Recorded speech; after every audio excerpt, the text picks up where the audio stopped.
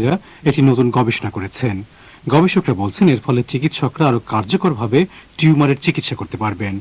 বর্তমানে চিকিৎসকরা টিউমারের বাহ্যিক অবস্থা দেখে, মানে এটা কত বড়, এটা কোথায় হয়েছে, এসব তথ্যের ভিত্তিতে চিকিৎসা করেন। এসব তথ্য থেকে চিকিৎসকরা মোটামুটি সঠিকভাবে বলতে পারেন রোগীর ক্যান্সার কোন দিকে গড়াবে। ক্যান্সারের অবস্থা যাচাই করতে টিউমারের জিনের বিশ্লেষণ উপকারে আসতে পারে বলে একটা ধারণা অনেকদিন ধরেই ছিল, আর মার্কিন গবেষকরা এখন সেটা নিয়ে কাজ করেছেন। নেচার মেডিসিন সাময়িকীতে গবেষকরা তাদের পরীক্ষার ফলাফল প্রকাশ করেছেন। ক্যান্সারে আক্রান্ত হওয়া কোষের প্রায় ৭,০০০ জিন তারা পর্যবেক্ষণ করেন। তারা দেখতে পান যে ১৩টা বিশেষ জিন ক্যান্সার বৃদ্ধির পেছনে কাজ করে। এর কয়েকটা ক্যান্সার কোষের মৃত্যু ঠেকায়। গবেষকরা দেখতে পেয়েছেন যে এইসব সক্রিয় জিনের ক্যান্সার রোগের কি ধরনের চিকিৎসা কার্যকর হবে তা নির্ধারণ করার ক্ষেত্রে গুরুত্বপূর্ণ ভূমিকা রয়েছে। এই গবেষণার পরিসর খুব বড় না হলেও বিশেষজ্ঞরা বলছেন ভবিষ্যতে ক্যান্সার রোগের চিকিৎসায় এর বিরাট প্রভাব পড়তে পারে।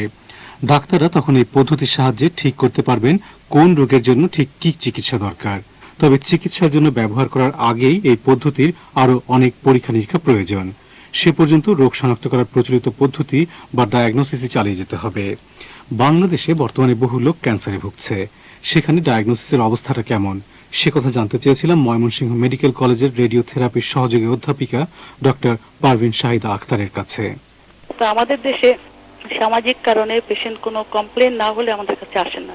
যখন কমপ্লেন নিয়ে আসেন তখন বিভিন্ন রকমের টেস্ট করে তার থেকে রস পরীক্ষা করে নেওয়া, তারপরে বিভিন্ন রকম রক্ত পরীক্ষা করা, রেডিওলজিক্যাল ইমেজিং স্টাডি করা, এগুলো বাংলাদেশে এখন খুব পিছিয়ে আছে বলে আমি মনে করি না। তবে একেবারে সূক্ষ্ম টেস্ট হয়তো হয় না, তবে মোটামুটি ডায়াগনোসিসে খুব একটা পিছিয়ে নেই বলে মনে করি। চিকিৎসা ক্ষেত্রে তাহলে বাংলাদেশে ক্যান্সার ট্রিটমেন্ট কোন পর্যায়ে আছে? সার্জিক্যাল ট্রিটমেন্ট, সার্জারি প্রায় সব জায়গায় হচ্ছে বা অপারেশন হচ্ছে, সরকারি লেভেলে বেসরকারি লেভেলে। কেমোথেরাপি, সাইটোটক্সিক ড্রাগ বাংলাদেশে প্রায় সব ধরনের ক্যান্সার কেমোথেরাপি অ্যাভেলেবেল। ইমিউনোথেরাপি হচ্ছে, তবে জিন থেরাপি হচ্ছে না এখনো।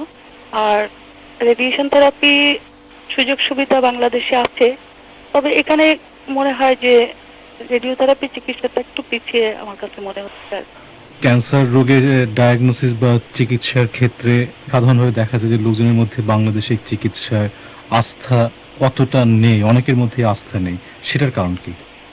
সব হসপিটালে ক্যান্সার চিকিৎসার জন্য সমন্বিত পদ্ধতির একটু অভাব আছে বলে আমি মনে করি, এবং ক্যান্সার ট্রিটমেন্টের আগে পেশেন্টকে কাউন্সিলিং এর একটু প্রবলেম হতে পারে, যে আসলে কোন কোন পদ্ধতি, কতটুকু ট্রিটমেন্ট তাকে দিতে হবে, তার কি পর্যায়ে আসতে, কতখানি ভালো হবে, এইরকম কাউন্সিলিং এর মনে হয় একটু অভাব আছে, বা পেশেন্ট ওই জন্যই হয়তো কনফিডেন্স পাচ্ছেন না।